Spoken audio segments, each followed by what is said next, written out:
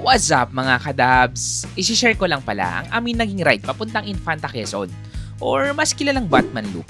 Humigit kumulang 270 kilometers ang ating momotorin at makakasama rin natin ang ating mga bagong kaibigan.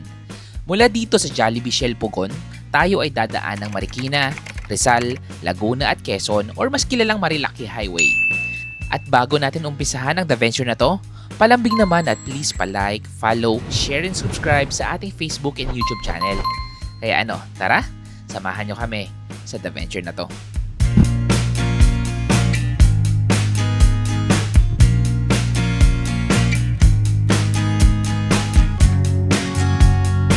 Tawag dito, gusto magpahinga sa syudad.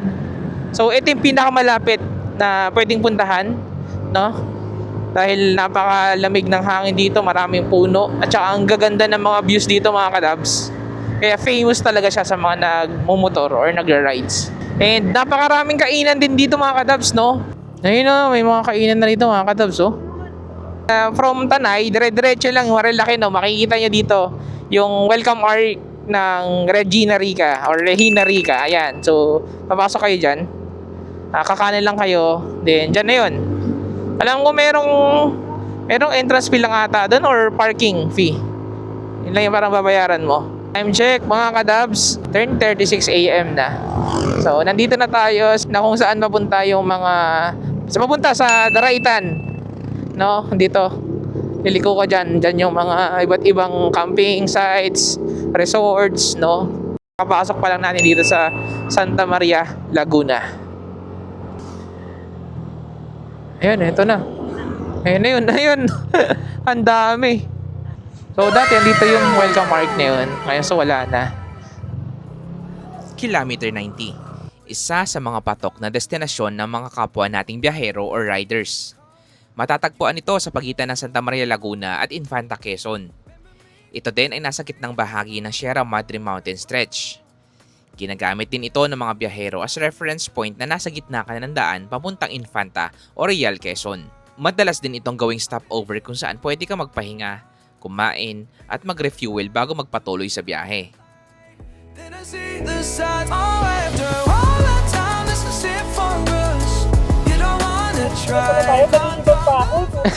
Sarap no, lamig. What's up kadabs? Nandito tayo ngayon sa Kilometer 90 Cafe. Ayan, dito sa Infanta, sa dating welcome arc na wala na ngayon. Ayan, syempre kasama natin. Ayan, si Mamuts. Si Agka. Ano masabi mo? Ang ko doon Ang hirap pala sa vlog, no? Ayan mga kadabs. Nakakablanko pala sa... Syempre, ikaw. Liver. Hey. Hey. Anong masabi? Happy birthday! Happy birthday To me.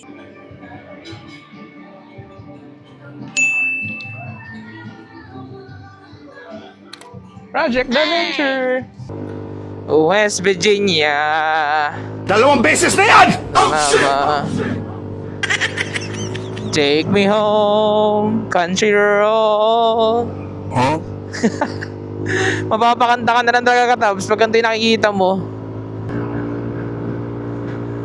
Oh, katabs, so may falls pala dito, Kawayan Falls and Campsite. So nandito yan sa Barangay Magsaysay, Infanta, Quezon. Kawayan Falls. Ayan, dami nag-rides dito, oh. A few moments later. Pinlock Falls.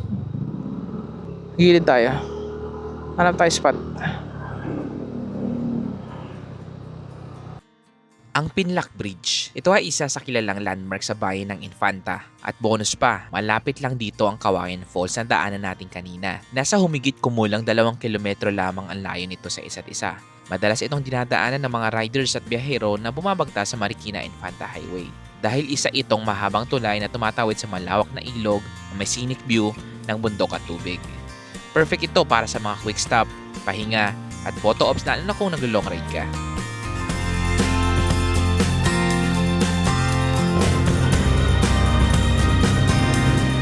Ang ganda, oh. Ayaw niya ng ganito eh. Naka-free wheel lang.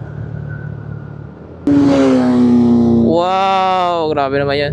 Ayan, so didiretso pa tayo. Going to Infanta, papunta ring General Nakar, yung way na yun.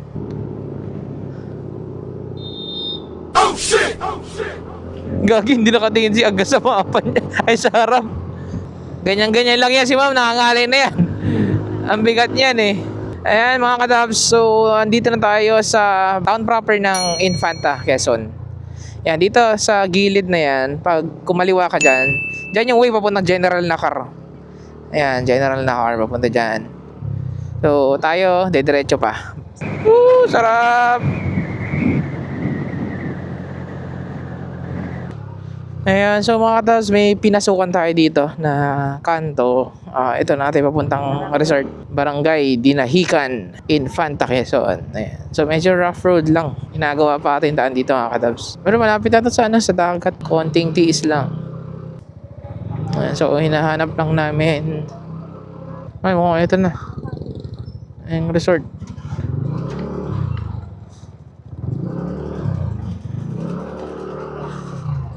Ito na yung pinaka-resort. So, check lang natin kung may parkingan tayo. Silipin natin dun. Ito na ako. So, ito mga katabs, yung resort na tinuluyan natin dito sa Infanta. Ito yung name niya, MJN Resort.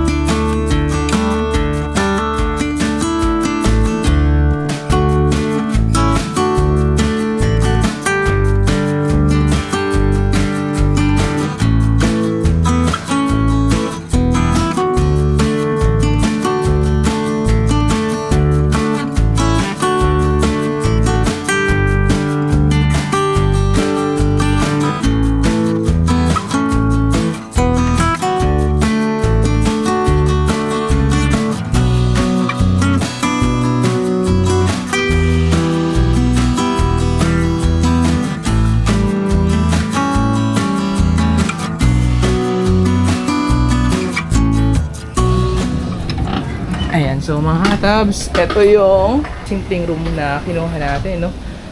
Pagpasensya nyo na.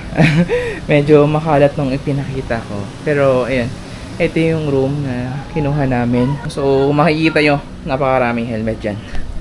Ayan. Bali, ano to? Good for 10 to 15 packs. No, kung syempre, kung nagtitipid kayo, at marami naman kayo, ganyan. Pwede na to. Ayan, pasensya na. Ayan, medyo makalat na. Pero ayan, ganyan yung itsura niya. Pinagtabi-tabi na namin yung mga kutsyon. Alright? Yan, dito yan sa MJN Resort. Let's go! Kainan tayo mga kadabs. Ayan, ang daming pagkain sa harap po. Wow! Eto, may ensalada dito. Bangus na inihaw. Tapos may adobo doon. Ayan.